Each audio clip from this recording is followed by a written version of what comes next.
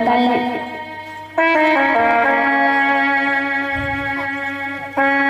अपनी पुत्रियों को लेकर बहुत व्याकुल रहती हैं।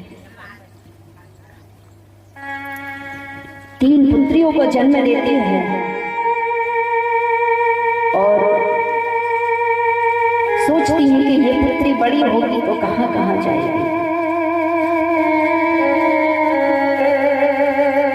जब पुत्रियां छोटी होती है बाल्यावस्था में, तो माता और पिता दोनों पुत्रियों को देख करके बड़े आनंद और भाव विभोर होते हैं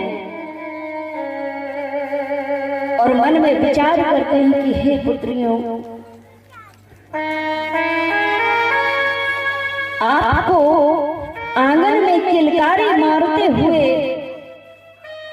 खेलते हुए देख रहे हैं हम दोनों पति पत्नी की, हम दोनों के द्वारा खिलाए हुए यह फूल कितने प्यारे लग रहे हैं। हम दोनों ऐसे माली बन गए हैं कि आपको सुंदर संस्कारों से सींच करके आपके जीवन को दिव्य सुखमय बनाने का हम दोनों पति पत्नी रात और दिन प्रयास करते रहते हैं। हे विधाता, हम दोनों की बगिया के यह फूल न जाने कौन सा माली तोड़ के ले जाएगा। ये फूल किधर जाएगा और ये फूल किधर जाएगा और ये तीसरा फूल किधर जाएगा। बाल्यकाल से ही माता पिता यही विचार में डूबे रहते हैं। जब वह कन्या वरण करके अपने घर को जाती है तो फिर भी माता पिता की चिंताएं खत्म नहीं होती हैं।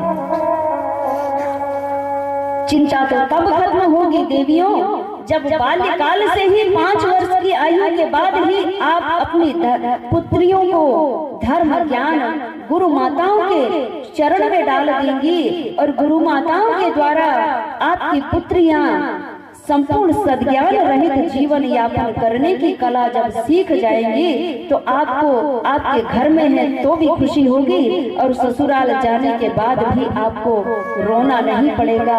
आपको जीवन भर खुशी ही मिलती रहेगी। आपके समधी और आपके समधन और आपका जमाता यही कहेगा कि हे माते, आपको मैं बारंबार प्रणाम नमन करता हूँ आपके श्री चरणों में कि आपने मुझे अपनी कन्या के रूप में साक्षात देवी को जन्म दिया है। माते, आपकी कोख को मैं प्रणाम करता हूँ कि आपकी इस दिव्य कोख में ऐसा लगता है कि साक्षात जगत जननी जगत अम्बा ने आपकी उदर से जन्म लिया है और आपने मुझे वर्ण किया। मेरा जीवन आपकी कन्या को पाकर मेरा जीवन धन्य हो गया है। माते, जब आपके जमाई राजा आपके दामाद जब ऐसा कहने लगे तो आपको अपार खुशी प्राप्त होगी। अगर आपके वृद्ध समय में किसी प्रकार का रोग भी धारण कर लिया है, रोगग्रस्त आपका जीवन हो गया है, तो भी आपको कभी नहीं लगेगा कि मेरी कोई सेवा करने आ जाती, मेरी बेटी आ जाती। मेरी बेटी जब वहां खुश है तो उस खुशी परिवार को मैं खुशी ही देखूं। मेरी बेटी को, अगर मेरी पुत्री को मैं यहाँ बुला लेती हूँ तो मेरे समधी और मेरी समधन की सेवा कौन करेगा। इस प्रकार के भाव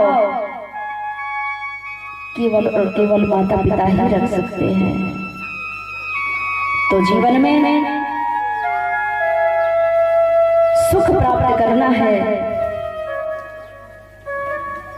तो माँ भगवती के श्री चरणों में गुरुजनों के सानिध्य में अपना और अपने परिवार का जीवन, पुत्र और पुत्रियों का जीवन जब संवरता है उस समय